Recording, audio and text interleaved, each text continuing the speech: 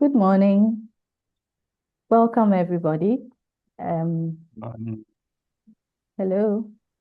Can you hear yeah, me? hello. Yeah, good morning. Okay. Okay. Good morning.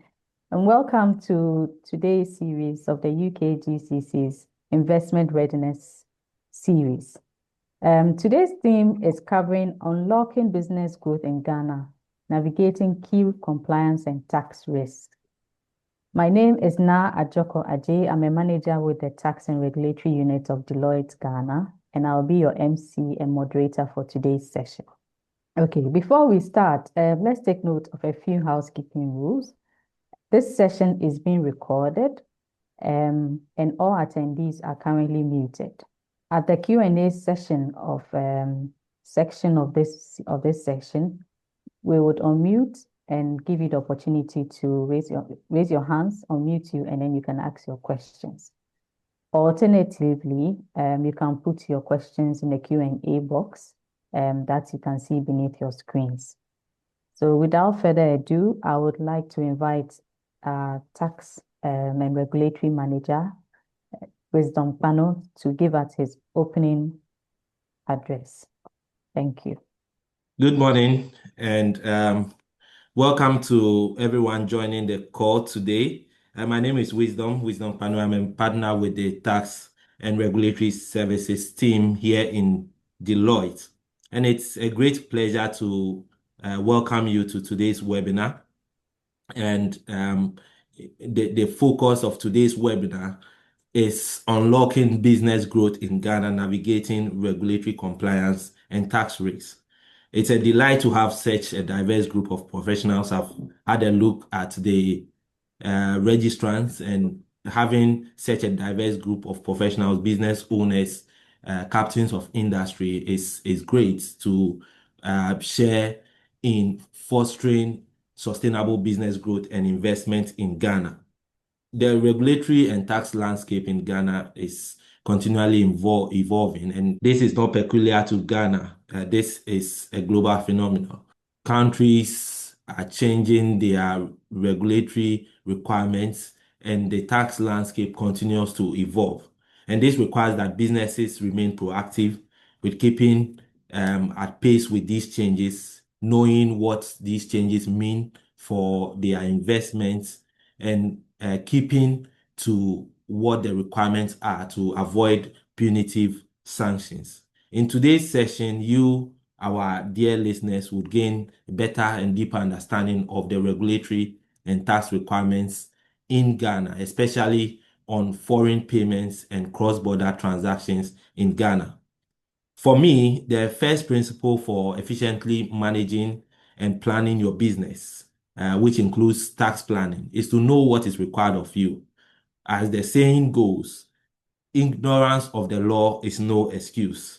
So we are aiming to discuss the current regulatory requirements, and we have a brilliant set of panel who would be delving deep into regulatory requirements around foreign exchange payments, foreign exchange requirements, etc., and then tax compliance requirements for your understanding. And you would also have the opportunity to interact and ask questions. And I encourage you to actively participate, ask questions, and share your experiences, because that's how together we build a more resilient business environment in Ghana. And one key way of doing that is to ensure that we are abreast of changes around our regulatory requirements and also drive innovation and prosperity. Thank you for joining this morning's webinar. And I look forward to productive and insightful discussion throughout the next 2 hours or so that we will be on this webinar. Thank you and enjoy the discussions this morning. Thank you.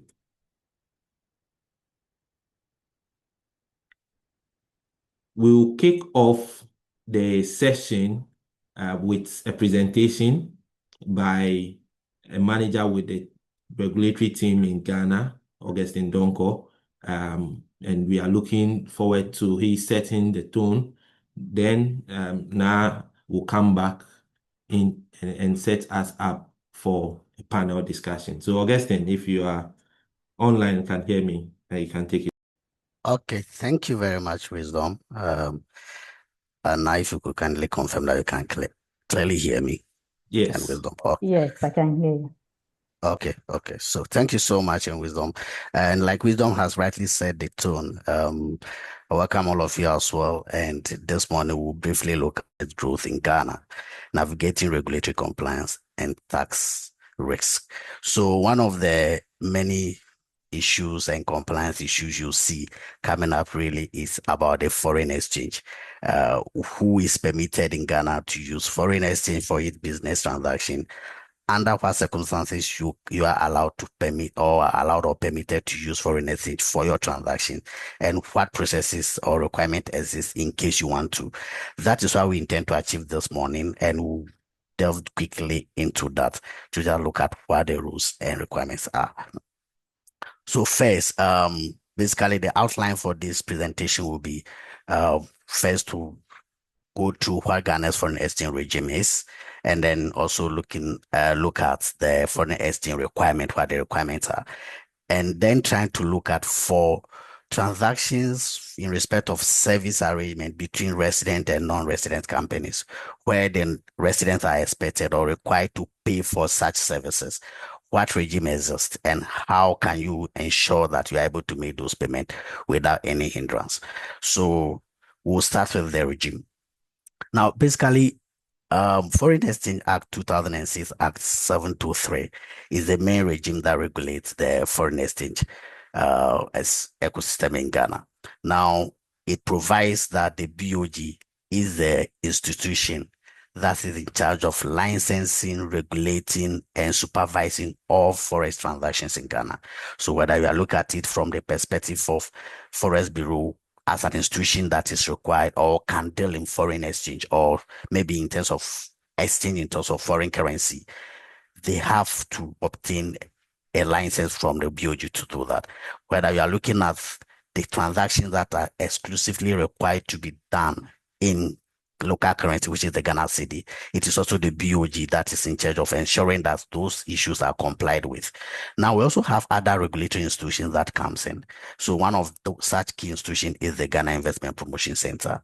Now, the Ghana Investment Promotion Center is key in this regard because they are the state institution responsible for regulating promoting Ghana's foreign investments. So you notice that when companies with foreign ownership or foreign investment comes to Ghana, one of the institutions they are supposed to register with the GIPC, and it also provides some guarantees in terms of repatriation of investment funds and in terms of payment of dividends and the likes. So GIPC is also equally important because when it comes to foreign companies, at the time when they will need to make such payments, you may just be required to prove evidence of certain approvals with the GIPC. So they're also one of the key institutions that also comes in. And within the context of GIPC, we will look at service arrangement that qualifies as technology transfer agreement. Now, let's look at what really the position is when it comes to transactions within Ghana. So we all know that the Ghana cedi is the sole legal tender for all transactions in Ghana. You are supposed to ensure that every transaction, whether it is even a contract you intend to enter within Ghana, where that transaction is between resident companies, whether individuals or companies, those transactions are required to be denominated in Ghana cedi. Now, somebody asked what exactly is the entire scope of some of these transactions. That's just to list a few. You have to ensure that in pricing your services or goods, advertising, invoicing, receiving, or making payment in respect of goods or services within this country, those are required to be done in Ghana cedis. You cannot do those transactions or transact such activities in foreign currency. And just to add that, aside the Foreign Exchange Act that makes that provision very clear, Bank of Ghana under the Foreign Exchange Act also issues notices and guidelines in respect of same, always directing that we cannot, or resident companies or individuals within Ghana cannot be pricing or undertaking their business activities in foreign currency. Now, we also know that some companies, for some peculiar reasons, may want to deal in foreign transactions, whether for a one-off transaction or in respect of a particular contract or arrangement, or generally given their peculiar nature or business nature. Those transactions or those individuals or companies will first have to obtain an approval, or what they call an authorization, to invoice or deal in foreign currency. So you should understand this context. If you are going to deal in foreign currency locally between Ghanaian resident individuals and companies, then you need to write to the BOG, apply to the BOG for an exemption or authorization to do so. Now, there are instances where only one party to the transaction has an approval, and that approval must also be looked at and make sure that compliance is done. You may get an approval to do with a particular company or individual in foreign currency. Say you have a contract that you are executing with company A. You've applied, and then Bank of Ghana has approved that in respect of that contract, we allow you to receive foreign currency, say USD, because that contract is denominated in USD. You cannot use that approval and go to company B and also insist or request that they pay you. Also, when somebody has an authorization to deal in foreign currency, there are some times that you may be tempted that because that person has that authorization, you can easily pay the person when you do not have an authorization to pay. There are also instances where you have the authorization anyway, just to receive, but you end up using it to also pay. So it is very important that we look at the context of that authorization and what you are specifically allowed to do, and ensure that you comply strictly with that. Now, having said that about the local transactions, there are instances that we have certain transactions.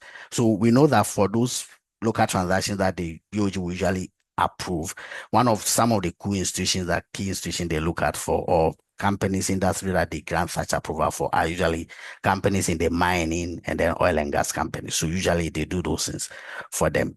That is not to say that they don't approve for other industries as well. If you're able to make your case and BOG is convinced that you actually have a case for which you need such an approval, they will certainly grant it, but it is at their discretion and how you're able to make your case. What happened to cross-border transactions? When obviously in terms of international transactions, you may not be able, or you are not able to use Ghana cedis for such payment or for such transactions. Definitely what it means is that you have to deal in foreign currency. So well enough, both the Foreign Exchange Act and the BOG's own requirement permits that you are allowed and you can actually engage in transactions that allows you to pay or directly receive foreign exchange in Ghana.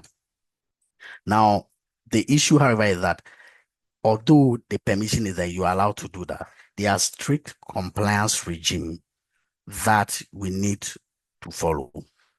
So we look at e-transactions. What are those general transactions that we have when it comes to the cross-border transaction? What are the usual one, the ordinary one you see on daily basis? So one of such transactions that qualifies as cross-border transactions are imports. When it comes to import, generally, we do a lot of import, given the status of our economy. We do import a lot. Another arrangement that usually that fall under the cross-border transaction is in respect of loan. So you may get a local company here taking loan from a foreign institution or from their parent company outside, or taking loan from a non-resident institution, financial institution. Those transactions automatically also qualifies as foreign transactions, because these loans usually will not come in Ghana cedis, and as such, repayment will also come in that respect. Then we also have service arrangement. Ghana is still a growing economy. Therefore, you expect that most of our private sector and even government institutions may receive certain level of support from established institutions abroad. That may be in the form of just mere service arrangement, or in terms of certain know-hows or technical services, or in respect of anything that they require for their operations. Those services, will go into them detail later. If it is just a general service that do not qualify under the GIPC Act as technology transfer arrangement, those services will also require that payment be made for them, and you are able to make those payments, but subject to certain conditions. We'll look at each later and look at the conditions that exist. Then we also have, of course, dividend in respect of foreign-owned enterprises in Ghana. Those also require that specific, those dividends would have to be made in foreign currency. So let's look at them specifically, taking each at a time. So let's look at import. What are the rules governing imports? So if you are a traveler or an importer and you're required to make payment in respect of an import, you have, that import is up to $10,000 or less. You do not have to make any declaration or make any reporting in respect of that. You are allowed to make such payment, and this is from the BOG notices. This is not static, it changes. So BOG may revise this later based on how things go. They may reduce or increase, and that is usually what they do when they look at the economy and where it is heading and the policy they think they should put in place for purposes of their monetary policy mandate. They may come in and then come and issue certain directives again, but for now it is $10,000, and you do not have to make any declaration in respect of this transaction when that payment is up to 10,000. Now, if it is more than 10,000 but less than 50,000, you are required to make a declaration. So when it gets to that place, you have to make sure that you declare, and then you make a declaration to the officials in respect of the officials who are in charge. So if it is a bank you are making this transfer from, then you must make sure that that declaration is that you'll be given a declaration form, which you complete. You go through the forms and complete all the information required in respect of that. Now we have those beyond those transactions that require more than 50,000. Yes, you will declare, but beyond that, you need supporting documentations as well. Documentation that support that these are legitimate payment obligation you have in respect of which you are making this payment. So some of the documents you require generally, you need, so some of these documents look as maybe to endorse foreign exchange bureau receipts, if there is that foreign exchange bureau receipt you need, and endorse bank pack in respect of bank slips in respect of this transaction, then valid import declaration form showing that this payment is in respect of an import. Then we also have those commercial invoices you might have obtained from the party you are dealing with, or the person or the organization from whom you are doing the import. And then the contract in respect of this import all must be submitted as supporting document. Now, when it comes to service arrangement, obviously, if there is a service, then there will be a contract regulating this service, or there's a contract governing this service. And like I said earlier, if the service qualifies as TTA, then you have to look at other supporting documentation, which will come from GIPC registration and approval. But where it is a service that does not qualify as a TTA, then what we know is that what you have to do is that you provide the regular supporting document. So one, you are looking at the contract itself regulating the payment, because that is what the bank will even use to ascertain whether or not it qualifies. Where the bank is not sure and they request for this GIPC registration, which usually happens, then you may have to write to GIPCs, attach the agreement for a confirmation or a declaration as to whether it qualifies as a TTA, that's technology transfer agreement, or not. If it doesn't, the bank will go ahead to make the payment for you or on your behalf. Another document you have to attach is to also ensure that you also attach the invoice from the service provider, the person who is receiving the service. You have to also ensure that you provide the supporting documents, the invoice that the person has issued to you in respect of which you are making the payment. The next is the loan, as we spoke about earlier.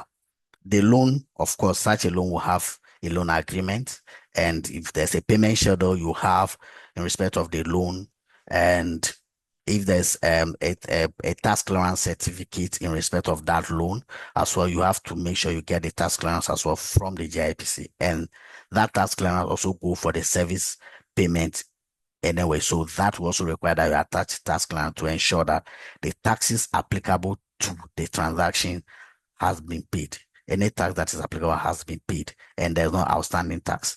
If that tax clearance is obtained and attached to the supporting documentation, then it goes to also help with the payment.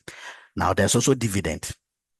So for dividend, we generally know how dividends are declared. So one, the board resolution recommending the dividend, and then to the shareholder resolution declaring the dividend as well.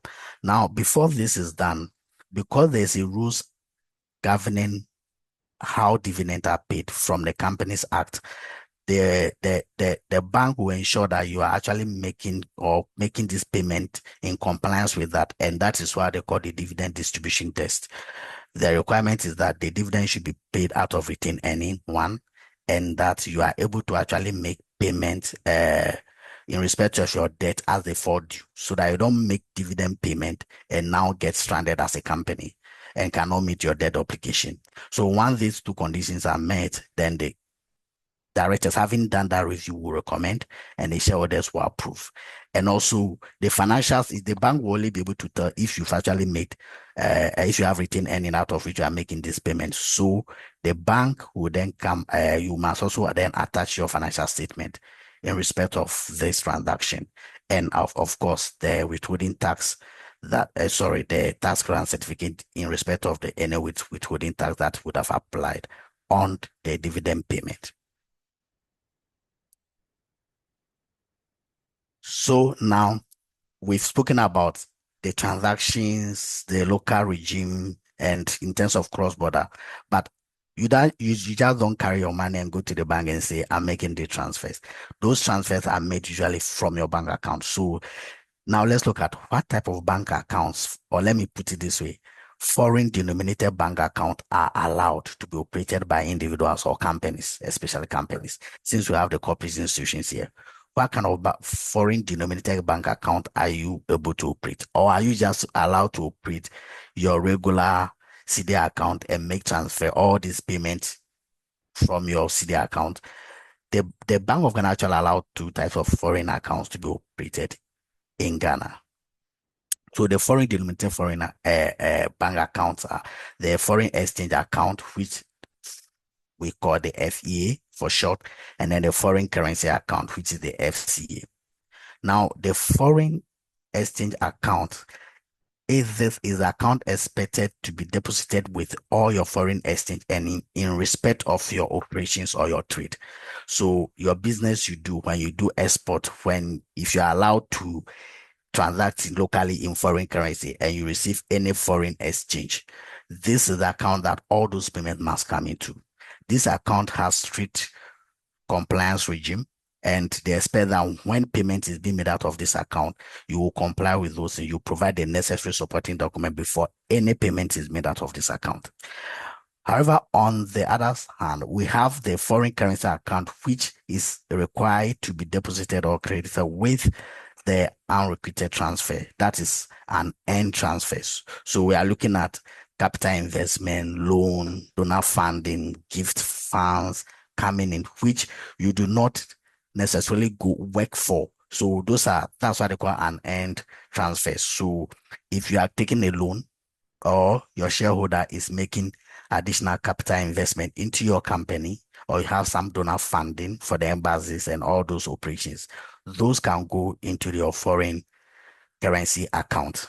Now, there are rules around these two accounts between the relationship, as regard the relationship between them.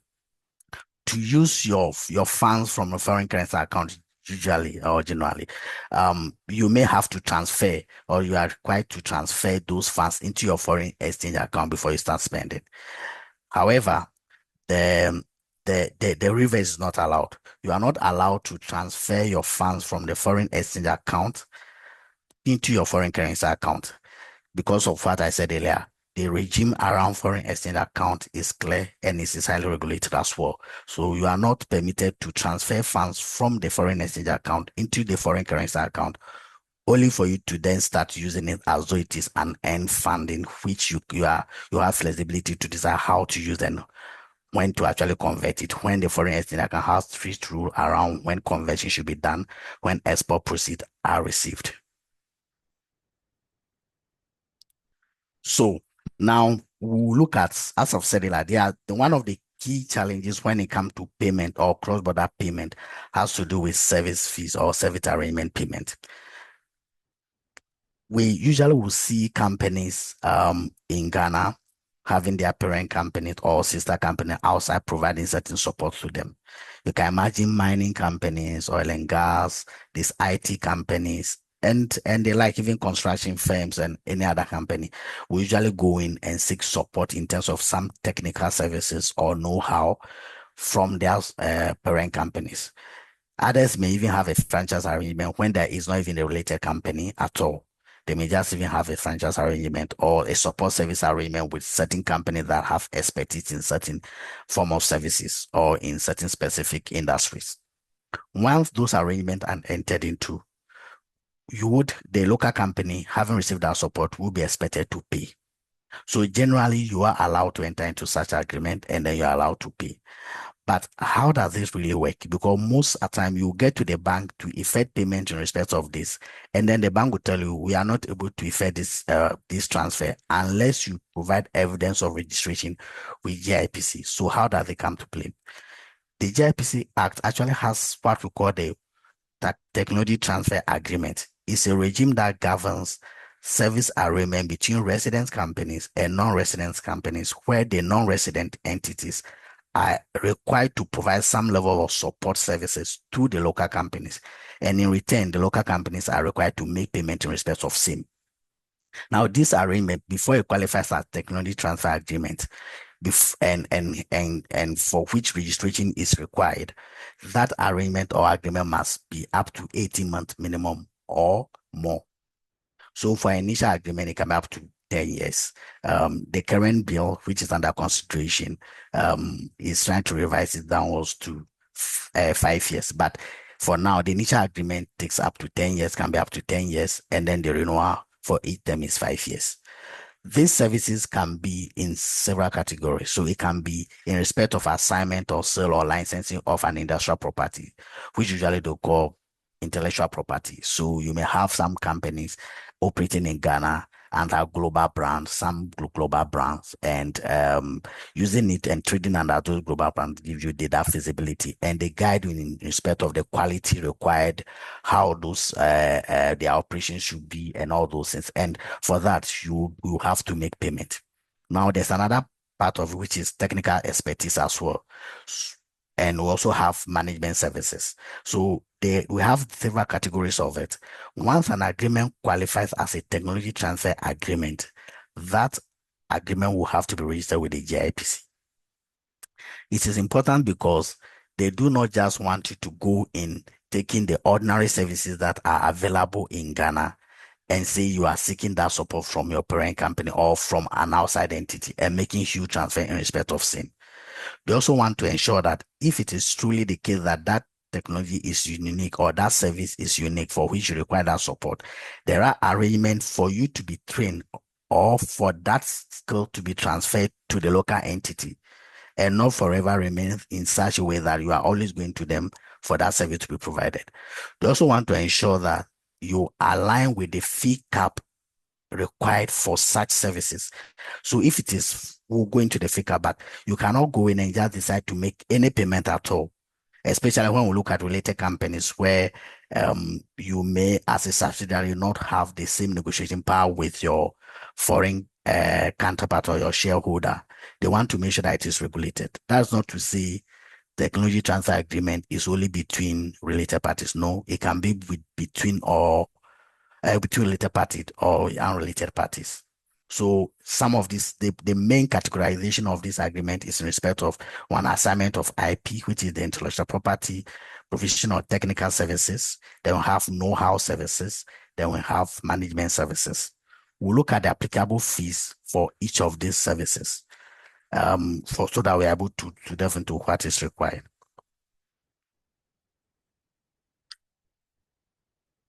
So, like I said, you are already required to register, and then JGIP must review and approve it. the GIPC must review and approve it. And also you must also ensure that the fee cap align with what the GIPC has approved.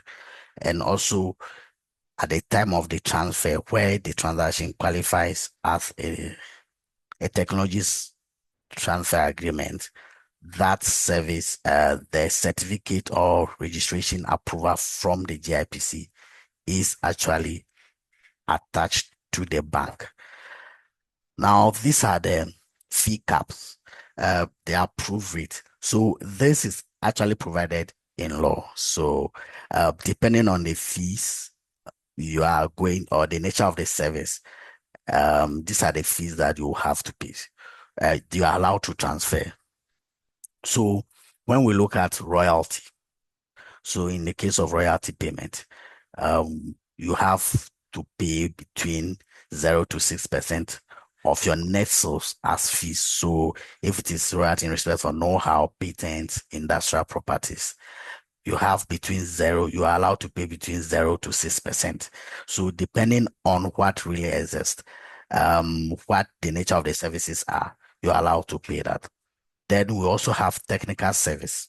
So in respect of technical service, where it comes with a know-how, then you have 0 to 5%. But where it is exclusively technical service, there's no know-how included, then you have between 0 to 5% of your net sales. Now, when you look at management service, this area is very important, and it's good we note the distinction. For management service is 0 to 2% of profit before tax. This is the only one that does not link its payment or its percentage payment to net. So it is profit before tax. And also just to mention that this could further reduce pro rata where there is a relationship. When I mean relationship, I mean ownership relationship between the local entity, the one making the transfer, and the one providing the services.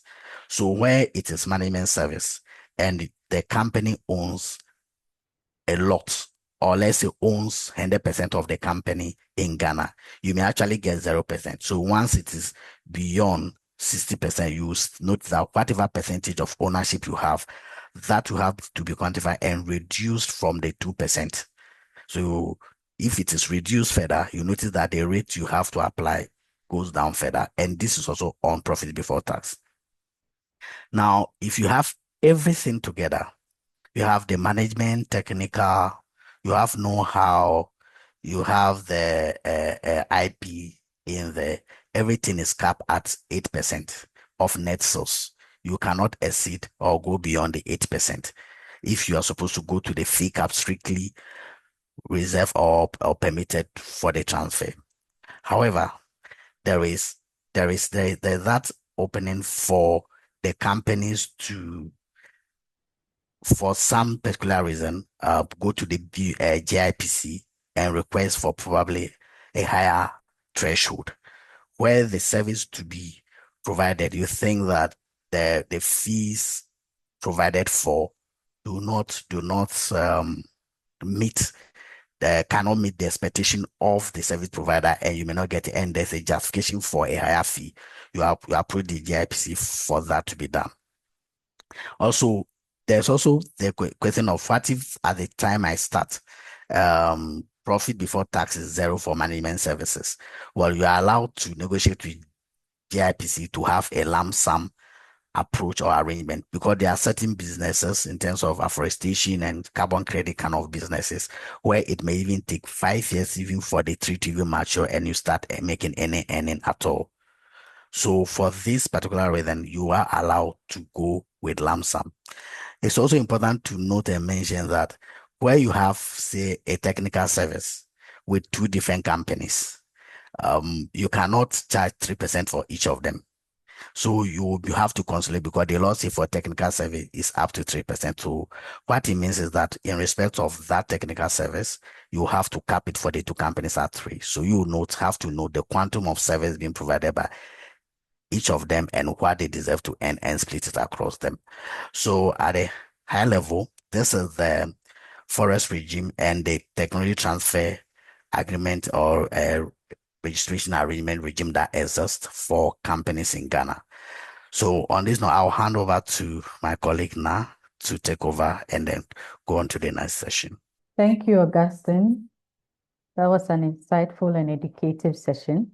So we'll move on to the second part of our session for today, which is the panel discussion.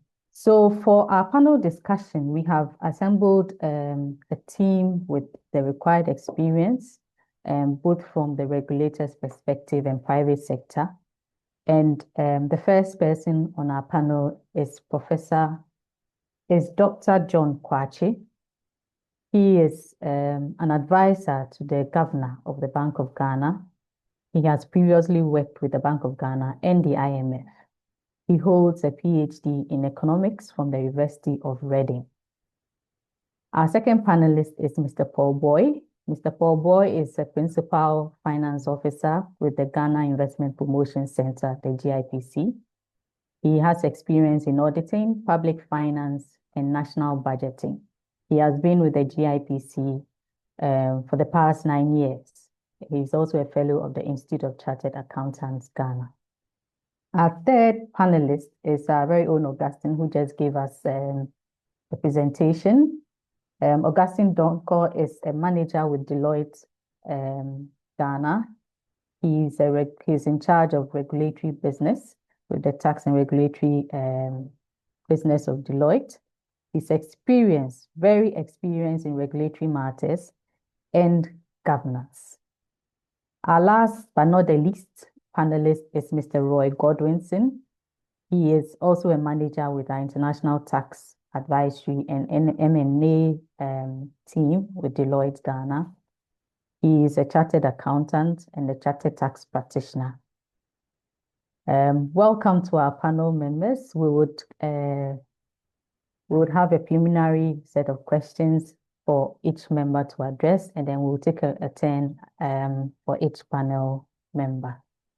So to begin, Dr. Kwachi, we would like to have your opinion. So currently, Ghana is still a developing economy, and businesses currently require a lot of technical support, usually from related entities which are foreign. Regarding forex payments, how does the BOG provide support to these businesses? Okay, thank you.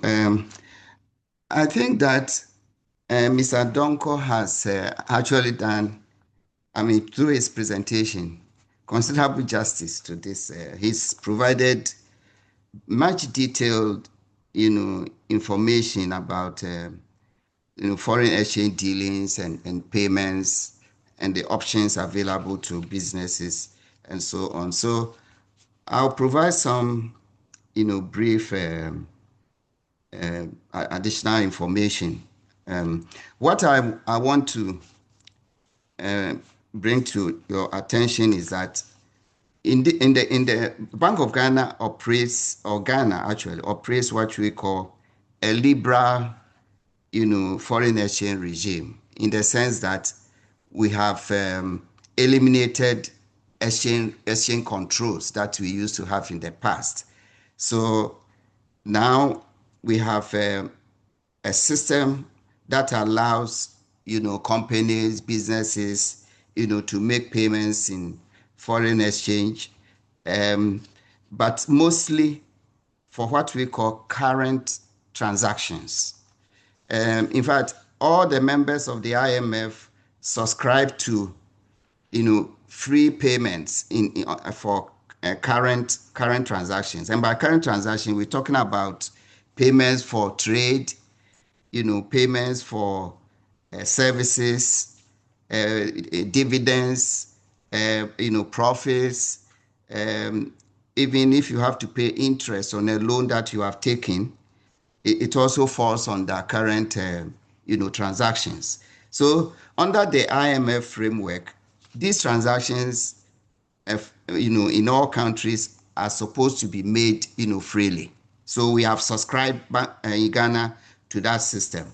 Of course, when it comes to capital transactions, every country has some liberty to impose some restrictions. And by capital transactions, we're talking about payments for, some companies or banks may want to lend, to others abroad. So there will be outflow of foreign exchange, for payment for that purpose, or maybe payment for debt. I'm not saying they are strictly restricted, but the rules there are stricter. You have to conform to more, stringent rules to be able to make those capital, transactions. And then when it comes to, payments, foreign exchange payments in general, Bank of Ghana, as we have been told, is the regulatory agency, and they have to authorize you, license you to be able to deal in foreign exchange, whether internally or externally. And for especially the external payments, the banks are the main authorized dealers. So if you want to make payments for various, transactions, then you have to submit the appropriate documentation, to the banks. This is to ensure that there is proper verification, and then also for recording purposes, accounting purposes, because in the end, every country will compile, the outflow of foreign exchange from their countries as well as the inflows, so that in the end we get to a balance. That's what we call the balance of payments. So that will show you whether you are making surpluses or maybe deficits. If you are making deficits, it has implications. You have to go and borrow to supplement it. And then that lands you into debt and all that. So you have to, that is why it is necessary to regulate such that there's no overpayments, which will land you into debt, borrowing and debt and so on. So this is where Bank of Ghana comes in to regulate the system. Yeah. Thank you. Thank you very much. So to Mr. Boy, where you sit at the GIPC, how is the GIPC providing the required support to help Ghanaian businesses to ensure that they receive the technical support that they need to grow their businesses? Thank you very much, Lara. I must first congratulate Mr. Odonko for a very splendid presentation. And now the issues of the GIPC are on the floor for us to discuss. The GIPC plays a very pivotal role when it comes to supporting investors to navigate the landscape of doing business in Ghana. What we do in the caring for is to make sure that we provide some form of handholding support services to investors. These oftentimes help to avoid the cost of shopping around, and sometimes some of them, with the spirit of desperation, runs to so-called middlemen or agents who give them some form of promises that I can get this thing done within 3 days, 2 days, and that leads to building up costs on what we are trying to reduce to ease the way of doing business in our country. So we provide handholding support services to investors. Work to the GIPC, feel free. Whatever support you want, the GIPC will help you with that. We are very mindful of the challenges that exist with the investment ecosystems. So we oftentimes organize regulatory roundtable discussion with agencies like Ghana Free Zone Authority, Ghana Export Authority, the Minerals Commission, Petroleum Commission, Energy Commission, and including the BOG itself, so that we can smoothen some of these regulatory challenges that investors sometimes have to navigate through to get their projects on board. And also, the GIPC has a lot of collaborating agencies. we don't leave them behind as we go with the regulators. We also carry along the collaborating agencies for sessional meetings on quarterly basis, like the Office of Registrar of Companies, Ministry of Trade, Agriculture, Industry and Agribusiness. We also engage the Ministry of Finance and then the Ministry of Communication, Digital Technology Innovation. These are collaborating agencies we work with. We try to understand what their policy directives, what they intend to communicate to the business community. The GIPC is the marketing for the country. So we make sure that that advocacy work is done, and it is done very well, effectively, so that we get to the investors to understand the national policy communication that has to drill down well with them. These are the things we are doing. Now, in the middle to the long run, we are looking to develop, we are looking to develop a CRM, which is about 85% completed. The CRM main purpose is to help the GIPC have interface with investors and then other regulators. So what we seek to do with the CRM is we want to have the CRM integrate with other agencies who are also in the regulatory field so that we can have centralized data to manage, track, evaluate, and then engage the life cycle of investment projects. With this CRM, we have gone far, and I hope by first quarter of next year, we will launch this CRM, which will help us provide very similar support to investors. But in the long run, what are we looking to do?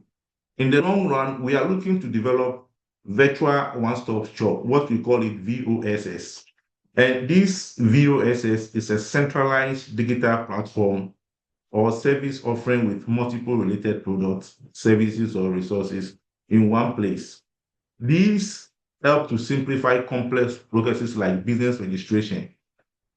This also streamlines tax for businesses by eliminating the need to visit multiple regulators. So the virtual one-stop shop, which we are working towards, or we envisage to move on in the future, is to provide a one-stop shop where one investor, when he gets on the portal, he can register with the Office of Registrar of Companies. He can also obtain GIPC permits. If he needs mineral commission permit, he can all on one platform without having to move the investor from one service provider or from one regulator to the other. These are the things we are looking to bring to the fore in the long run, because we believe that when these systems have as a single point of contact, it reduces human interaction, and it also improves the turnaround time that investors have to work with to get their permits. So these are what we are doing. Okay. Thank you now. Okay, great. Thank you so much. And just to confirm that, so the CRM you are referring to is a customer relationship management system that you are putting in place. So that's the customer relationship management system, which is an integrated software that businesses use to manage all interaction with their potential customers. So that will also help us have a centralized data, which will help us manage investment projects, track, monitor, and then engage the life cycle of an investment project is so essential, because it starts from somewhere, they bring in additional capital, they bring in additional equity, and they are improving. There should be a database to manage this flow. So that is what the GIPC seeks to do. And I believe we've all said and done, latest by first quarter of next year, this customer relationship management software will be launched. And there's an interface for the investors that can plug in at any point in time to submit information to the GIPC for queries and all those things to be. So wherever you are located on the globe, you can have access to information with the GIPC in the seamless time, speedy to get to know what is happening, and then viable projects that you can invest in Ghana. Sounds wonderful, and we look forward to seeing this come into existence.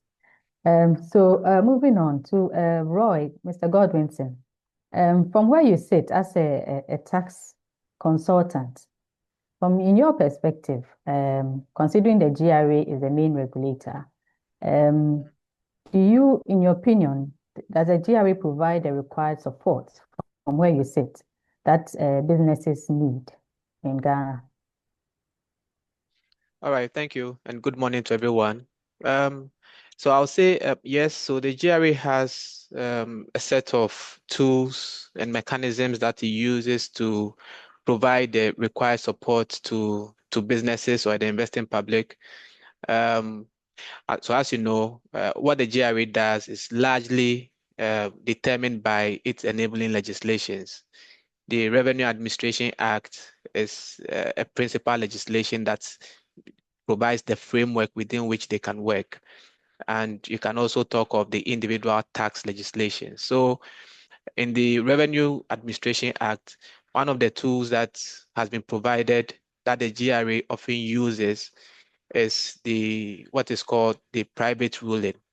So an investor that wants any question answered at all about either an investment that has already been done or a proposed transaction they are seeking to do can always activate this tool that is provided in the law and approach the GRA for a private ruling. The importance of this and other tools, we can also mention the detailed dispute resolution mechanisms provided in the same Revenue Administration Act, coupled with the Independent Tax Appeals Board, which we understand will be operationalized in the coming months.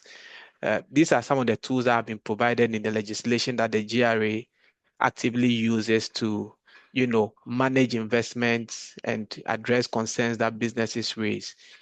All of this dovetail into what is known as tax certainty, and certainty across board, not only for tax, is very relevant for one, attracting investments, and two, growing investments that have already been made. So these are some of the areas that the GRA have been working on to address the concerns that businesses have and how they have been helping them in the time past. Okay, thank you very much, Roy. So, Augustine, where you sit as a regulatory manager, you deal a lot with the GIPC and BOG matters. Do you see that businesses are receiving the required support? Businesses in Ghana, are they getting the required support from these agencies? Okay, thank you now. So yes, generally, yes. So as it used to be in the past, you see these days a lot of collaborations, and I think it's based on the feedback that people, the institutions have received. So you look at GIPC today with BOG, really collaborative. It doesn't have to be at the point of transfer of money when it is in respect of TTA before questions are asked. BOG is liaising directly and issuing directives to banks to regulate that space to ensure that when you get there and the writing is done, your money is safely transferred to you. So that collaborative system has really helped. In the past, we can say maybe some companies do not even know that there is this regime in terms of this technology transfer arrangements. But what I've seen now being done, hasn't that feedback gotten to the regulators and especially GIPC? They've taken a lot more proactive steps to engage in a lot of publicity, bring this to the attention of the companies. An example is we have a GIPC here today trying to provide education on how they support, why they are there, what their purpose is, and what they are there to do to help the system. This all together means that the education and the needed information is being provided. Today you go to GIPC, and there have been a lot of reforms to be fair, that you go and you say, you have this arrangement, you need to make payment, dividend or otherwise, or maybe service fee. And GIPC within short months are turning around. As it used to be in the past, it could have been probably a year, two, but they've taken the feedback. The BOG, while dealing with the bank, GIPC is also dealing with its internal processes. They've speed up a lot of things. And one of the good things you see they've done to provide this support is, one, introducing the 24-hour turnaround business registration or with the GIPC, and then two, having a separate unit now specifically for technology transfer, so that there's a dedicated team. You submit your application, you're able to liaise with them directly. Sometimes even instead of writing to you and you writing back and those things, they invite you, sit down with you, what can we agree on, and quickly they work on it. The support is now coming more, and I think it is a good thing now. Okay, thank you, Augustine. So in line with our theme, considering regulatory compliance and optimizing tax risks, back again to you, Augustine. For a recent UK GCC report has indicated that there have been improvements in regulatory compliance requirements. However, they still remain challenging. Okay, so in your opinion, as a consultant or an advisor to your clients, what are your top 2 actionable tips that you think a company should put in place to build a reliable system and prepare for anticipatory regulatory changes? Thank you. Now, so fortunately for us, our regulatory changes do not necessarily happen in secrecy. It's not like they sit and you wake up the next day and you just said, or sometimes we change and you are not aware. There's this publicity that goes on. You see GIPC engaging in terms of the new bill they want to pass. You see BOG when they're coming to issue a directive, they publicize it. If there is a conscious effort or where they have a compliance unit or a system in place to identify these changes, then the company must take proactive steps. You may not be a very large company having a unit dedicated for this. What you then do is that you may have to liaise or work closely with consultants who only focus on identifying this kind of thing and then sharing this information with their clients so that you don't miss out. Because as for the regulatory space, it changes so quickly and so fast. The change will happen. You need to be abreast with it. Either you have an internal unit that tries to identify this and you may not be able to cover all. So it is also very important that if it is possible to have an advisor, a consulting firm, a team that works also for you indirectly that may be providing this feedback to you whenever there's a change or share this information with you. It helps. If not as well, you need to be very proactive in the system. When there's this kind of webinars, you register with a lot of the associations where these issues are brought up and have a dedicated team or person just in charge of this to monitor. Where you are not able to, then your best bet would be to identify a firm, a consulting firm that works in the areas that affect your business and probably have that relationship with them.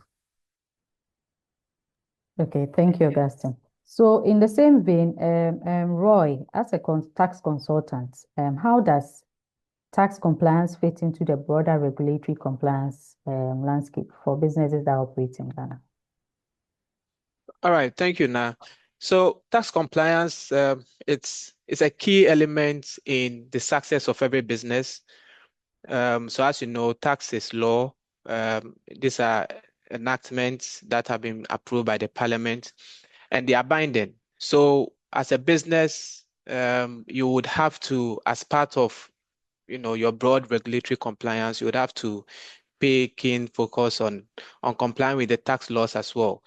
Not doing so only attracts very avoidable penalties and interests, that wipe away your working capital base, and no business wants that. So it's very important that issues of tax compliance as part of the broader regulatory compliance framework of every business has to be elevated all the way to the board level, the strategy level. These are things that the board needs to keep focus on and set very clear directives that will now cascade down for operationalization. Closely linked with that would be what is known as tax corporate governance or the tax governance framework. It's important that businesses focus on developing very robust tax governance frameworks as part of their broader corporate governance structure, which focuses mainly on tax.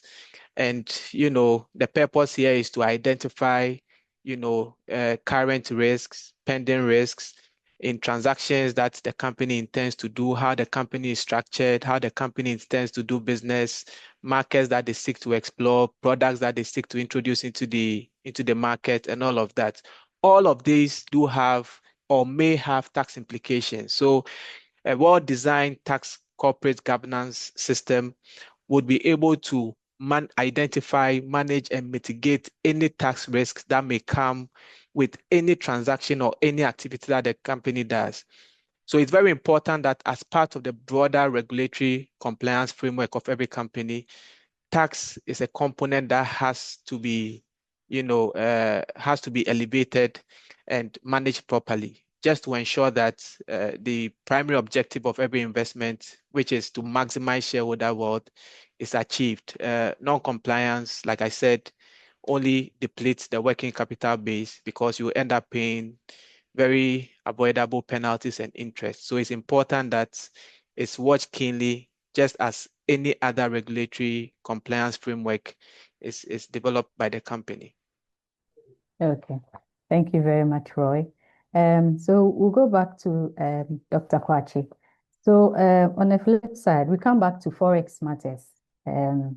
So currently, a main constraint for import-dependent businesses in Ghana is servicing foreign debt and the Forex volatility and access. Can you give us a sense of the policy or regulatory measures the Bank of Ghana is implementing to sustain the stability of the Ghana cedi and to assure the availability of Forex for various sectors of the economy? Okay, thank you, Na.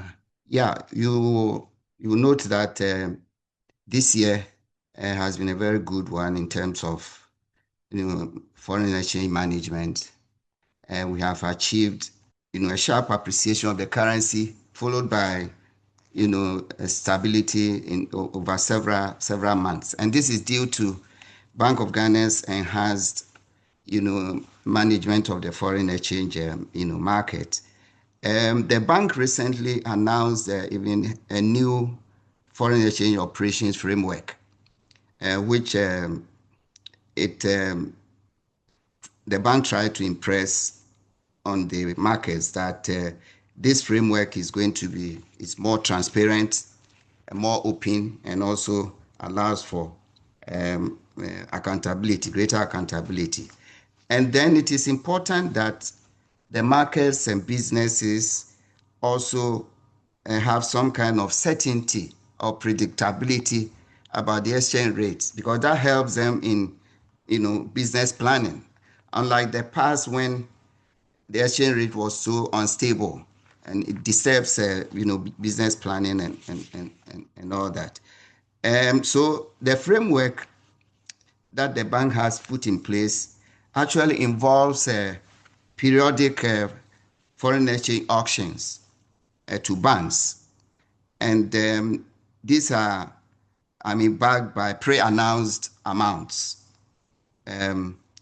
What I need to explain to the public and businesses is that you see, we are in a developing country context where the Bank of Ghana takes custody of a lot of foreign exchange inflows into the country, whether from cocoa, almost all of the cocoa proceeds, some proceeds from gold, government loans, IMF disbursements, and all that. So the bank has an obligation to release some of this foreign exchange to the market to meet demand for imports and other payments. The bank cannot sit on all these reserves and starve the market of foreign exchange. Essentially, the bank conducts what we call intermediation, and I need to try, explain the difference between intermediation and intervention, because there seems to be some confusion out there where a lot of people are saying, oh, the Bank of Ghana is over intervening in order to just fix the exchange rate. Okay, but as I've said, we have an obligation to release the foreign exchange that we get to the market. Now this is not intervention, it's intermediation. Okay, but occasionally when there are some shocks to the market, or we anticipate some shocks, temporary shocks, then the bank may come in to do additional sales to just help to smoothen the effect of that temporary shock. And that's what we call intervention. Okay. For instance, if there's going to be Hajj, where the demand for foreign exchange is going to rise and disturb the market, Bank of Ghana could come in and supply additional foreign exchange. So that's intervention, apart from the normal intermediation. So Bank of Ghana has been able to achieve this stability because over the period, it has built up its reserves, to now almost $12 billion. And this has been supported by the Gold for Reserves, program, which is conducted in conjunction with the, Gold Board. So this is of course, the previous regime started this Gold for Reserves purchase program, but it has now been enhanced to a new level, and that is what is driving, the stability of the exchange rate. And the CD this year has appreciated by over 30% and has stabilized. So the question people normally ask it, how sustainable is it? But as I've said, we have now a process in place whereby this Gold for Reserves program is going to provide enough liquidity to back the exchange rate. So businesses can be assured that, the stability that we are experiencing could be sustained. But let me quickly add that, you see, it is Bank of Ghana's responsibility to try and stabilize the exchange rate, but Bank of Ghana alone cannot do this on a durable basis, because your currency or exchange rate is as good as your economy is. And so the transformation of the economy, which, can support, earnings, foreign exchange earnings, and then also we cut down on our import demand and all that. That kind of transformation is necessary to support Bank of Ghana's foreign exchange management, which is more of a firefighting, kind of process. So the long-term transformation of the economy, is probably the most important factor in ensuring that we achieve exchange rate stability on a more durable basis. Okay. Thank you, Dr. Kwachi. So still on Forex, Roy, with respect to tax, what are the considerations that businesses should be aware of with respect to Forex transactions? Okay, thank you, Na. So with respect to tax, generally, foreign exchange losses, which thankfully, thanks to, and as Dr. Kwachi just mentioned, the cedi has appreciated by about 30% and has stabilized. So what that means is the rate of expensing foreign exchange losses relatively compared to previous years would have reduced. But provided in the tax law, foreign exchange losses have some restrictions from, I believe, 2023 coming. There was an amendment act to our Income Tax Act, Act 1094, that introduced some restrictions. Effectively, Forex losses emanating from transaction between resident persons are no longer tax deductible. What that means is, if I should do a business transaction with Augustine, and irrespective of whether I have permit or license from the Bank of Ghana, and that transaction with Augustine is denominated in foreign currency, because we are both resident, Ghanaian residents or locals, if I should incur any losses on the transaction, I will not be able to claim a deduction for that in my tax computation. That is what effectively the new regime is. So it increases my cost of doing business, right? However, foreign exchange losses that are derived from transactions between a resident and a non-resident those are still deductible, subject to other tax rules, such as the thing capitalization rules and a couple of others. So that is the existing tax regime that we have now. These changes came into effect through Act 1094, as I said, which was passed sometime in, I believe, April 2023 and became operational in May 2023. So that is the current tax regime with respect to foreign exchange and any losses that are associated. Let me quickly add that the gains, foreign exchange gains are taxable. Those continue to remain taxable as provided under Section 25 of the Income Tax Act. Thank you. Thank you, Roy. Interesting indeed. Okay, so let's go to Mr. Boy on the GIPC. So one interesting aspect we've noticed is with foreign investors. So currently, we know the GIPC is mandated to promote investment in Ghana. But it's one thing getting the investors in, and it's another thing retaining them. What is the GIPC's aftercare regime? Aftercare here, in quotes, is the assistance that you provide to investors after they have set up and done all the required registrations with the regulatory bodies. How do you monitor currently that they are making the return on their investment and they are getting the required support? Now, thank you very much for this very question. Yes, you can do all the promotional works to bring in the investors, but the bigger picture of it is, are you able to retain them so that those projects stay on, grow, develop, and if possible, they diversify into other sectors in the economy? That is a very big question that we need to deal with. What we do currently, that the GIPC is very proactive in this area through effective communication. So we have prepared detailed brochure for new investors, particular about the processes and procedures involved in doing business in Ghana. Because we've also identified that many projects comes in, they have baked information, then they move into sectors where they have little knowledge about, because they are led by locals who have not conducted any feasibility study into those businesses. Then they go into those ventures. Sometimes they are scam.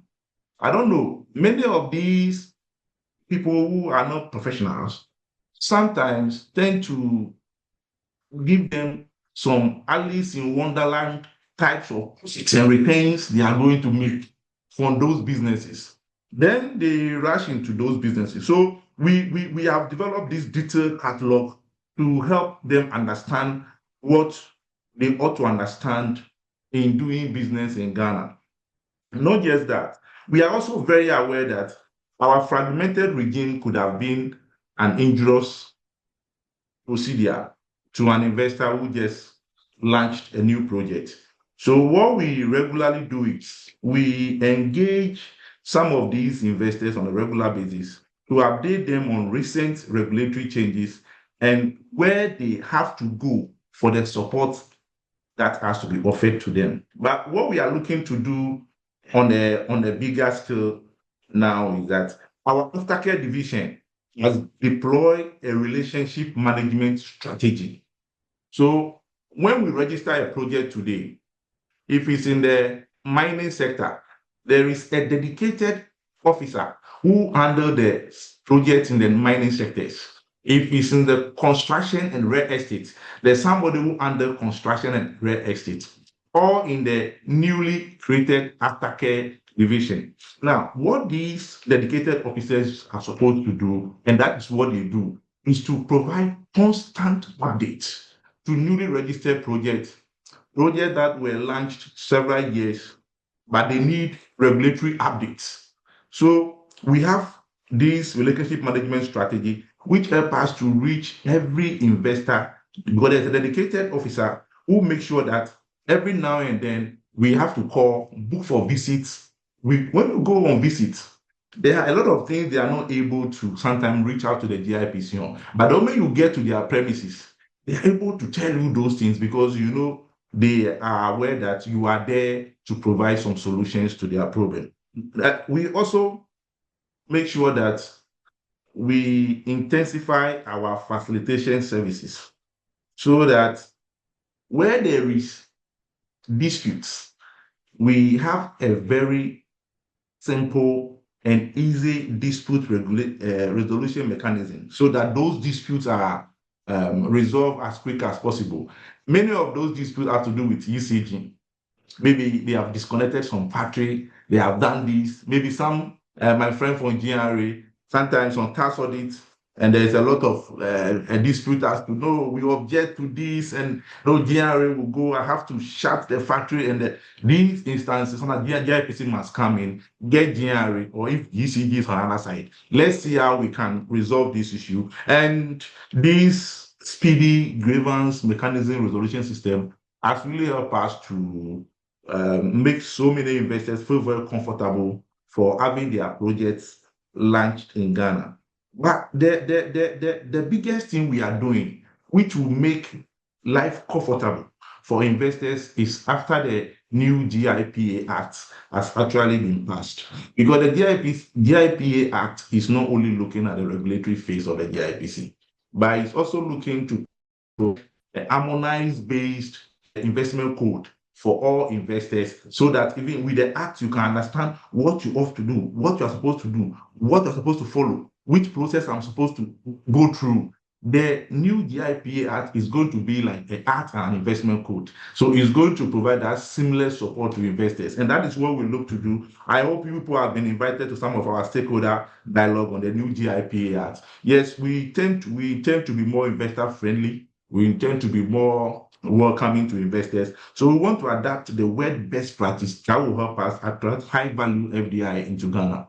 Thank you very much. Okay. Thank you, Mr. Boyd. So in that same vein, you have indicated a number of interventions that you have provided an assistance to investors. So can you give us an example of any specific regulatory hurdle that most investors or a number of your investors have raised, challenges they have raised with you that GIPC has successfully advocated for a change or to simplify that challenge, or yes, to smoothen things for them? So thank you. Now the feedback we have taken has brought us this far, and I was very glad. I was clapping for ourselves here whilst Augustine was giving us a thumbs up that the processes in the GIPC have improved considerably, comparing the current phase of the GIPC versus the previous image that he used to do. It means that we have made significant improvements over here, and I like that statement from Augustine. Thank you for giving us that shout out I think this morning. But the first thing I have to talk about again is the turnaround time for business registration. Yes, it used to be almost about 10 days to 1 week and over. But now we are providing 24 hours premium service. It is not paid for. It is free. We just want to bring the documents to us. Once every supporting document for your registration is completed, within 24 hours, you get your GIPC certificate. And this has actually brought us closer to the doorsteps of the investors. Then, one of our main challenges we have also have here is many people come with this animal we call minimum capital. This animal has deterred so many investors, and those on the call can attest it. Some of them are potential investors, but yet maybe the sectors they want to enter into, they don't have that minimum capital to enter into those sectors. Then they sit back and fold their hands. The new GIPA Act is seeking to scrap the minimum capital requirement for some sectors, except for trading. That will, even the trading will step down from the whooping 1 million USD, which is not easy to put together. All of us on the call here, I don't know how many of us have even $10,000 in the account. So when they are talking, you should gather as much as 1 million USD before you enter into trading. You see the way it even deter you. Possibly you are the next Jack Ma, or you are the next Alibaba, but the Peter alone could have deter you from becoming a powerful businessman on our soil here, and also help to build Ghana proud. So what we have done now, we have reduced the minimum capital for trading to 500,000 USD, so that it will give access. But all other sectors, you don't need to provide equity except for trading. Because most of the complaints we've been hearing from investors, this is your minimum capital, we can't get it. And best practice around the sub-region, it seems like we are the only country, we are holding on to what other countries are moving out for. We want to be more investor friendly. We want to compete with the Cote d'Ivoire, the South Africa, the Egypt, and the Morocco, and the likes. So we want to open our doors for business and remove all these hurdles that people always face. We can't raise the minimum capital. Also, we have really streamlined our TTA processes. And I come back to Augustine again. Gone are the days when TTA takes about 6 months, 3 months, and the rest. Now, within 4 to 6 weeks, the newly created TTAD department, they work very speedy with accuracy, making sure that every section of the agreement is reviewed and the TTA license or the permit is issued within 4 to 6 weeks. We all know how TTA documents are. Some documents are very bulky, huge. Sometimes when I see the lawyers carrying, I ask them, when are they going to finish reading? But yet, we've managed to streamline the processes in here so that they go very speedy. It won't take 1 year, it won't take 6 months again. So I will even use this opportunity to employ those who are about to submit their TTAs to the GIPC to do so, because now the process is very quick and speedy. Within 4 to 6 weeks, you should get your TTA certificate. So these are some of the feedback we've taken from the investor community, and it has helped us to improve on our service delivery to investors globally. Thank you now. Thank you, Mr. Boy. And I can indeed attest to the fact that turnaround time have improved, especially for registration and even TTAs, as you mentioned. So in the line of the discussion with TTAs, from where you sit, Augustine, we know the requirement per the GIPC Act, the requirements for registering a technology transfer agreement is quite clear. But from experience, the review process is what delays the process. Generally because most of these agreements do not comply with the TTA regulations. In your opinion, what are the 2 most common efficiencies, technical deficiencies that you see in these agreements that are submitted by companies for registration? And how can they address these challenges at the drafting stage or conclusion of the agreement stage to reduce this delay? Well, yeah. So generally, like you said, there are challenges when you get to the drafting stage, or the review stage by GIPC. And one key part of it, ranking among the top, will be the scope of the services to be provided. So, the one thing GIPC requires is the scope should be detailed. They want to know from day one what exactly they are required to do. So what happens is that you need to be able to demonstrate with clarity and be very specific what those services are, because they even need to understand the scope to be able to classify what fees or what specific fee rate applies to you, whether it is know-how or technical. So people will generally just go with headline description and not delve into explanation as to what exactly will be undertaken, because GIPC would like to hold you to it, because this is what you intend to do. You have to do it. Another thing is regarding the fee cap. You usually see people wanting the fees that contravene what the airline has provided. The airline that has specifically provided fee caps for the specific service and the type of fees or amount that can be transferred. You will notice that some want higher fees or have provided certain fees, and they are bent on getting that, and they've not provided any justification why there should be an increase. Now, the third probably I would say is the training or the skill transfer. Just want a detailed process outlined to show how fees will be transferred. How skills will be transferred, and that come by way of training. What are you going to be doing?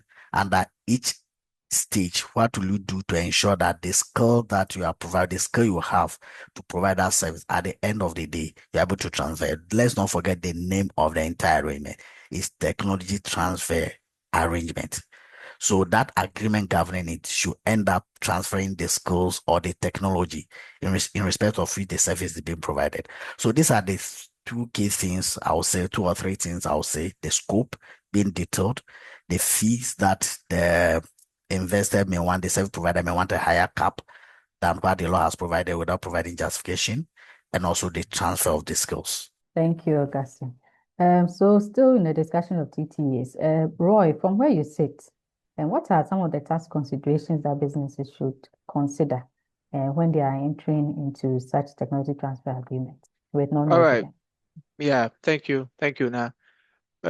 So the first and most important point I would want to raise in addressing this question is, thankfully, in our tax system here, case law has developed to provide some guidance on how issues around payment in lieu of technology transfers abroad should be treated for tax purposes. The GIPC Act provides some guidance, and I believe the technology transfer regulations, is under the GIPC Act. Case law has developed to provide guidance that what is provided for under the GIPC legislative framework would not necessarily in all times, right, given the same set of facts and circumstances, would not necessarily be the same framework that would apply when it comes to the tax treatment. So specifically talking about deductibility of this expense, which is payments made under a technology transfer arrangement. So what businesses need to focus on would be, first of all, keeping proper and sufficient documentation to support the transaction. That will be key in any tax review. And also just making sure that all the checkbox provided for in the Income Tax Act with respect to deductibility of expenses. So we can talk about Section 8 and 9, the residual deduction rules, and any other specific deduction rule as may be applicable to the said technology transfer arrangement. All of these should be reviewed in line with the arrangement as it has been documented in the contract and the agreement, as the case may be. And just to be sure that, they comply with the provisions of the Income Tax Act. That would help respond to any queries that either the GRA or any other statutory agency may raise in the case of any reviews. Let me quickly add that in the instance where businesses are not very clear on what the tax treatment should be, as I said in my opening remarks, businesses should always take advantage of the opportunity provided in the Revenue Administration Act to approach the GRA. They can either go and have conversations with them, or where they want, things documented, official, they can submit requests for private rulings where they would provide detailed explanation, detailed, narration of what exactly the technology transfer arrangement is. And they can request from the tax authority how they would treat such arrangement, any invoicing flow, any payment flow as it emanates from such arrangement, how the tax authority would treat that for purposes of, income tax. And they would get a response. That just helps to provide some certainty around planning for businesses, just so they can, work over the horizon, and they can move in confidence once they are able to engage the GRA under the appropriate legislative framework. Okay. All right. So yes, Roy. So as a follow-up, Mhm. in your experience, what has been the biggest misalignment you've observed between GIPC's regulatory requirements for TTAs and the GRA's approach to taxing these transactions, particularly relating to transfer pricing documentation? Yes. So this always a sticky point for businesses. So in the technology transfer regulations, I know. So like I said, the two legislative frameworks are quite distinct and separate. So it's key that businesses in designing their compliance should have that as a foundational point. There are some caps, some caps provided for in the GIPC framework under the technology transfer regulations. Those caps, as Augustine outlined them earlier, 2% or 3% of revenue, 2% of profit before tax, as the case may be. Those are for purposes of technology transfer as provided in the GIPC legislative framework, the Act and its regulation. That may not necessarily be the case when, say, the Ghana Revenue Authority is reviewing these arrangements, this technology transfer arrangements, for purposes of compliance with the arm's length principle, which is what transfer pricing is. These are two distinct regimes. So businesses would need to, keep that in mind in going into some of these transactions. The transaction should be reviewed from the perspective of the two regimes, and they should make sure that all the required elements should be present in their documentation to satisfy both regimes. Under the arm's length pricing, arm's length regime, you have specific, features that need to be present for such an arrangement to be accepted as to be in compliance with the arm's length, principle. Those features, those essential features, may not necessarily be the caps provided in the GIPC Act or the Technology Transfer Regulation. So it's very important that businesses, have an understanding of both regimes, and make sure that in preparing their documentation and in structuring some of these arrangements, they cover the requirement in both regimes as provided for in their enabling legislations. Thank you very much, Roy, for that extensive explanation and education. Okay, so we will come back to Dr. Kwache for our last panel question. Dr. Kwache, so the Monetary Policy Committee of the Bank of Ghana has reduced the policy rate significantly by 350 basis points to 18%, down from 21.5%. How might this affect availability of credit and favorable credit terms to businesses in Ghana? Okay, I must say that, in fact, the reduction in the policy rate has even been more dramatic. Over the year, the policy rate has dropped from 30% to 18% as of now. And this has happened as inflation has also declined from 24% to 8%. These are very remarkable, achievements. Now, talking about the decline in inflation, this is a result of food inflation has been relatively low. The exchange rate stability has helped to anchor the inflation. Then we're having a situation whereby the fiscal consolidation is also taking place, taking hold. And the monetary policy has been generally tight. So if you put all these together, they have contributed to the sharp disinflation that has happened this year. And alongside this, together with this, interest rates and the cost of living, cost of credit have also come down, as we have all, noticed. Now, with strong fiscal consolidation taking place, government's borrowing requirements have also reduced.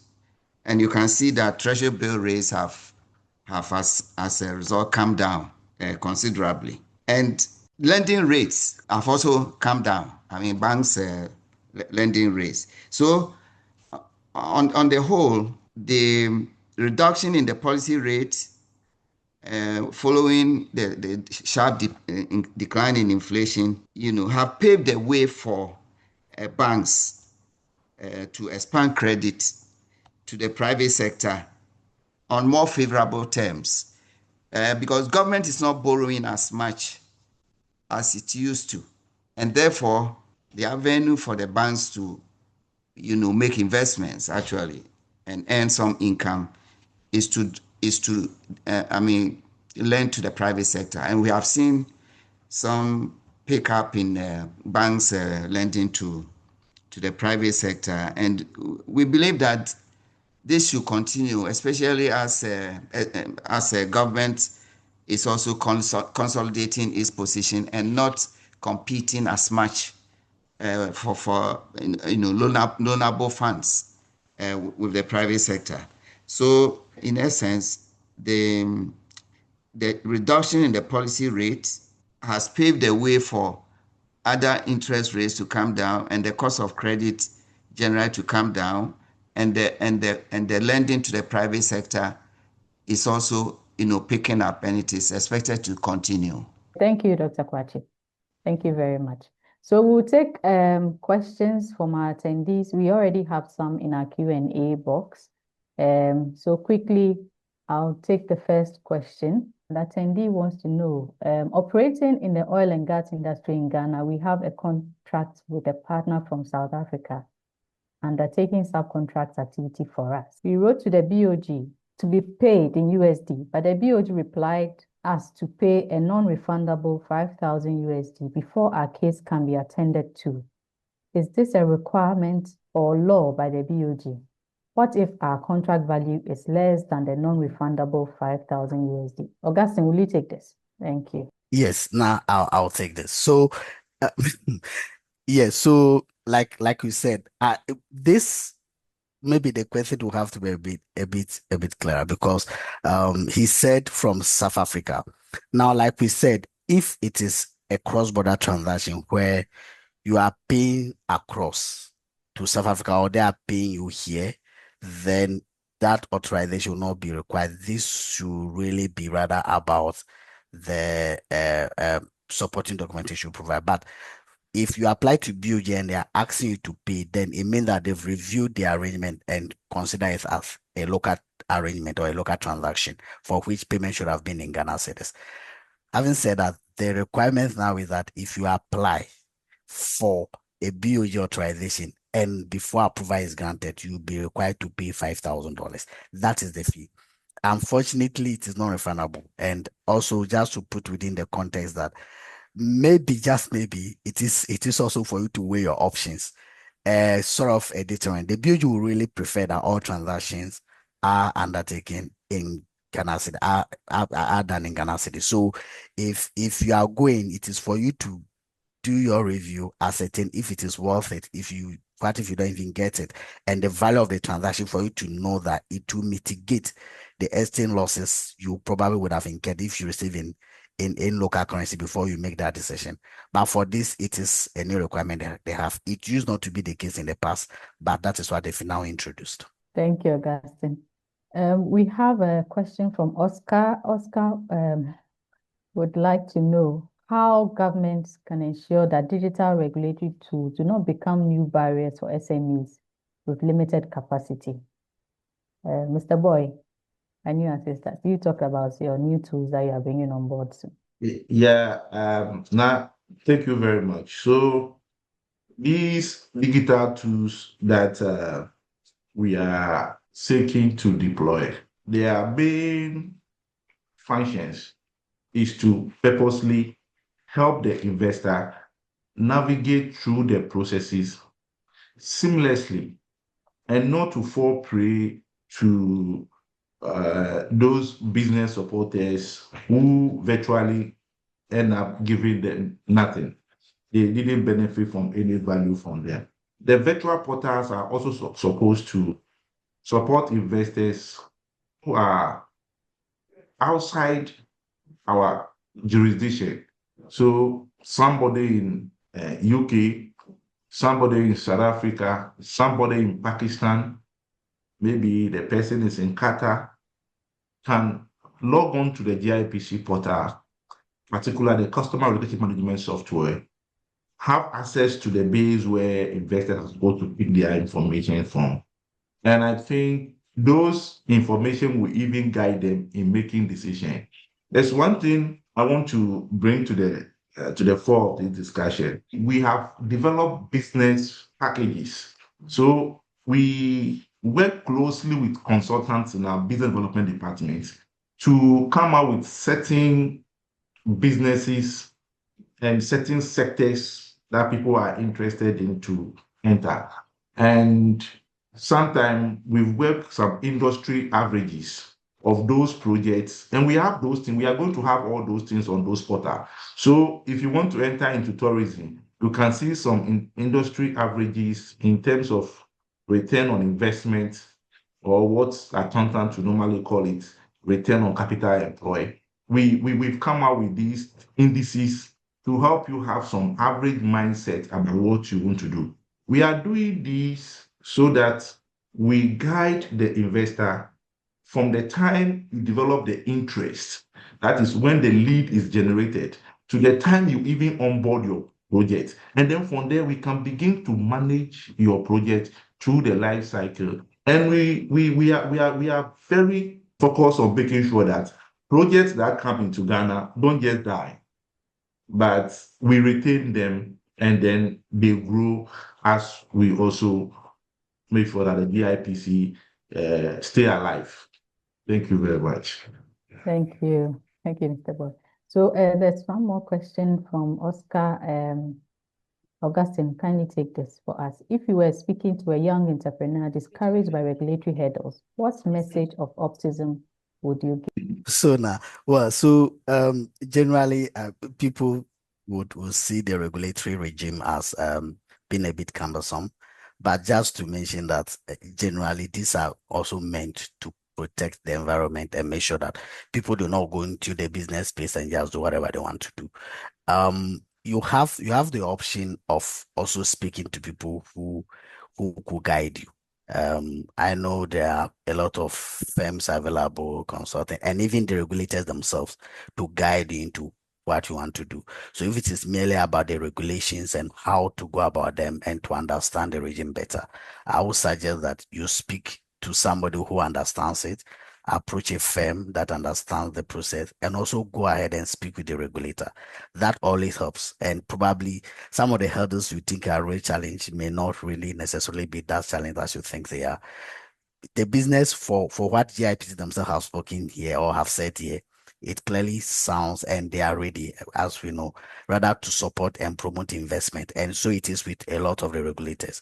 Roy has also even spoken from the tax perspective, where you can even go to the GRA, write to them and seek a review of a specific transaction or a project you intend to undertake, and for them to probably give you an opinion on how that will be treated, which means that their doors are fairly open. And to have a lot of firms and a lot of experts in a lot of areas that you can also speak to. So there's light at the end of the tunnel, definitely. So just engage and speak more. Yeah, you should be fine, definitely. Thank you, Augustine, for the encouragement. Dr. Kwache, I would like to take your view on the first question we addressed, Augustine addressed, on the requirements from the attendee to pay the 5,000 USD before their case could be attended to by the BOD. If you could confirm if this is a requirement by law, and maybe you can throw more light on this requirement for our attendee. Well, honestly, this is an area that I don't seem to be very familiar with. You see, we are not talking about transacting in foreign exchange within the country. I mean, the rules regarding that is clear. Bank of Ghana has come out clearly to say you cannot deal in foreign exchange within the country. But this is not talking about dealing in FX within the country. I suppose is it about transferring foreign exchange outside the country? Is that the understanding? No, it's to receive payment. To receive payment. Yes. This is a local company seeking that is to what we receive understand. payment in foreign exchange. Yes. Well, I'm not sure that Okay. they So I qualify think, for that. I have to check. Okay. So then we can check with the BOG if we have any response. We would send our response to you anonymous. Okay. So let's take a few other questions from our attendees here. I saw a few hands earlier on. If you could just raise your hand, I will unmute you, or you can unmute yourself and ask your question. Yes, Jojo. Good afternoon to everyone. Okay, so I was the one throwing the question in regards to this BOG new law or new requirement of paying 5,000 USD, a non-refundable 5,000 USD to the BOG before you can be able to invoice in US dollar. So this is my question. We are operating in the oil and gas space, and sometimes when we get contracts, as per Petroleum Commission guidelines, there is something they call a partnership agreement you can have with companies that are based outside Ghana that have the requisite technical expertise to carry out these activities. So you get in these technical experts to country, perform this job, you get paid by the international oil and gas company based in Ghana City. Then after you getting paid, you pay the South African subcontractor in US dollar. But in the past, due to the dollar instability and change in time, we had these dollar losses. So we wrote to the BOG requesting for us to be paid in US dollar by the international oil and gas company, say Talu, based in Ghana, so that I can be able also to pay to my subcontractors in South Africa. I am sure the question is very clear. Yeah. Yes. Yeah. Well, it's becoming a bit clearer, but it's still I mean complicated. In the sense that, as I said, the Bank of Ghana's regulations or law does not permit a Ghanaian, offering their services to any company. I mean, in Ghana, to a Ghanaian, I'm talking about Ghanaian, to be reimbursed or to be paid in foreign currency. That's not permitted. So if you are being paid in cedis and you want to do some transfers in foreign exchange outside the country, of course you apply through the banking system, your bank, with the necessary documentation for that transfer to be made. I mean, that's how I understand it, because it looks it's a bit complex, but maybe if you give me the details, if you write it down and I'm applied with that, I will seek a Bank of Ghana's a view, I mean, on that very issue and get back to you. Thank you, Dr. Kwachi. So Jojo would get back to you on that. So I see Oscar's hand up. Oscar, you can go ahead. Can you hear me?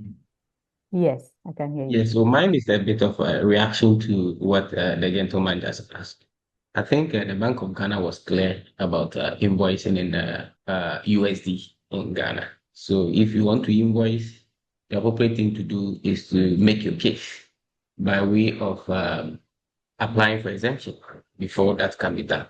And so maybe failure to do that is, maybe to me, I perceive it as a penalty for invoicing before or whatever. But the procedure ought to be followed so that you can invoice whatever in the country. And the circular was very clear on no invoicing in foreign denominated currency in the country. But if you have like the sector in which he is, which is the oil and gas sector, which is a very sensitive that they deal with USD and so on, then it is important you apply for exemption so you can enjoy whatever invoicing you want to do. And that one, it is specific and it is on case by case basis. Okay. So if you get exemption, it should be case by case basis. Yeah. Okay. That's Thank you, what I do. Oscar. Thank I you. think Augustine would like to clarify that quickly for us. Yes. So what Jojo is saying is a situation of having a contract with the oil and gas sector. So earlier, as we were discussing, we clarified that the transactions are required to be in Ghana cedis. However, if you want for any reason to transact in foreign currency in respect of any specific transaction or general transactions, then you need to apply to the Bank of Ghana for that authorization. And usually this is granted to companies in oil and gas and mining, and it is something they usually apply for. What Jojo's concern is about the fee they are going to pay. In the past, it used to be free, but now the BOG has now brought a fee on it. So if you apply for that authorization, you are going to have to pay 5,000. And Jojo is not only you, all companies that go in for that exemption authorization to invoice and or receive or make payment within Ghana in foreign currency will have to pay that 5,000. Unfortunately, it is now a requirement they have. And if you need it, then you will have to pay. That's why I said it is now for you to have that analysis done as to whether it is worth it. If you compare to the exchange losses you are likely to incur if you receive from your contractor in Ghana cedi and you having to convert to USD before you pay. If you look at it and say that the losses you incurred will be far in excess of the 5,000, you made the application. It's still not even guaranteed. But if you think it's not worth it and the 5,000 is so much and that your exchange losses may not even be up to that 5,000, then the prudent thing is do not even make the application in the first place at all. Thank you, Augustine. I think we can take one last question, then we'll can move on. So there's one from Dennis. It says, in respect of cross-border transactions, are importers and exporters with more than 50,000 US be expected to submit all the documents listed, or a few will suffice? Augustine? Yes, so you are required to supply those documents. That is the simple one. Yes, you are required to. If you have any peculiar reason or any peculiar situation with regarding your transaction why you do not have all those documents to supply, and you approach your bankers, you go to the bankers, and you are able to explain, and it's something they feel makes sense given the circumstances, they may be able to proceed and they do the transfer. Some of them are specific. Some of them are very specific. They cannot waive them. Some of the documents, even though we've even listed only those documents, you go to some banks and their internal processes may even require that they are request for additional documentation just aside what we have listed, depending on the bank. So yes, you need to provide those documents unless there's a specific reason why any of the document may not be available. Then you provide that explanation justification to your bankers.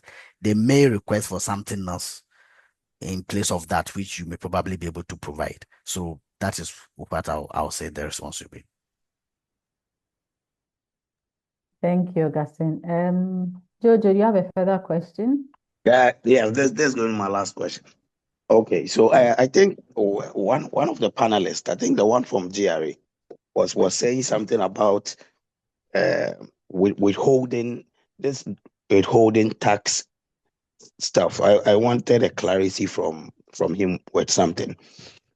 So imagine that this company based in South Africa that I subcontract to offer technical services for me in Ghana. When I am paying this said company, well, I have to withhold that company a percentage as withholding tax. Hello, Roy. Can you assist us with it?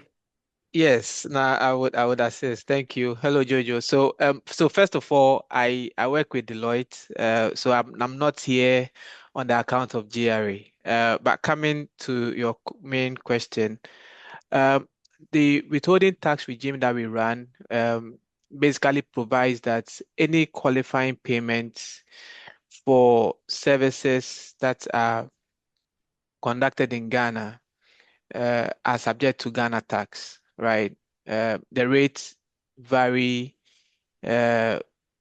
between 15 to 20. That is in the instances where there are no double taxation agreements, or in instances where there are double taxation agreements, a lower rate could be provided. What I'll recommend that you do would be to review your contracting arrangements and your payment flows. And like I indicated, if you still are not very clear on whether withholding tax should be applicable or not, or indeed at what rate, that is if it should, you can always speak to a professional to guide you, or you can always approach the GRA and have the discussion with them, and they will be more than happy to assist you with how exactly you need to comply with respect to the payments under your contract. All right, thank you. Okay, thank you. So Roy, we have one last one for you. So an attendee wants to know, how is Deloitte Ghana leveraging advanced analytics, AI, or real-time data integration to help businesses in Ghana proactively predict regulatory compliance risk and optimize tax exposure rather than reacting after audits or penalties occur? Okay, all right. Thank you. That's an interesting one. So yeah, so Deloitte globally is positioned in the whole tax 3.0 conversation, which is the future of tax. So we have invested in technology that, works on AI, blockchain, and all the new emerging technologies that helps us, to design and provide solutions for businesses to ensure or manage their compliance. All right. So in the tax 3.0, now gradually moving away from 2.0, in the tax 3.0 conversation, you are looking at how to embed, technology in your business processes, mostly to either help the people or to digitize the processes, because the technology is the bedrock of all of that. We are looking at how we can design solutions to help, integrate that into the very business processes that are the base of how enterprises run. And we do have solutions. So this is a conversation that we can always take further. We are happy to talk you through the various solutions that we have and the various capabilities that we have in this era of digitalization, and how we can help you deploy some of these solutions to help your compliance journey, basically. Okay, thank you, Roy. There are no other hands up. Okay, so thank you very much. It's been an interesting session. I hope we have all learned something. I know I have learned a lot. We are almost at the end of our program for today. Thank you very much for staying with us and for all your various questions. And thank you to our panelists for giving us insights and sharing their immense experience and knowledge with us. So at this point, we would invite Ms. Shergit Laye, who is the Senior Trade Services Manager at UKGCC, to give us the closing remarks. Thank you. Thank you very much. And as we bring today's webinar to a close, we'd like to extend our sincere appreciation to all of you for joining us. It's been very interesting. This marks the third session in our ongoing series that we've run with Deloitte this year. And each one has been stronger, more engaging, and more insightful than the last one. And we've received a lot of positive feedback on these webinars, and it's reflecting in our growing audience. And we're just happy to see that these sessions are valuable and are delivering a lot of value to Ghanaian businesses. At the UK Ghana Chamber of Commerce, we facilitate trade and investment between Ghana and the UK through networking and partnerships, advocacy, and trade services, including capacity building sessions like today's webinar. And this program is also our final capacity building activity of the year. So it's been a very fitting way to wrap up our 2025 activities. While we usually serve our member companies, we remain committed to enriching the wider private sector in Ghana, and we are pleased that today's insights could support businesses beyond our membership community. So we want to say a special thank you to our partners at Deloitte and our panelists from GIPC and the Bank of Ghana, Mr. Boy and Dr. Kwache, for yet another excellent collaboration and for sharing all your expertise with us today. And thank you to all the participants for your thoughtful contributions and questions. So we look forward to continuing this program and this series next year. And we thank you once again and wish you a productive end of the year and happy holidays. Thank you very much for joining.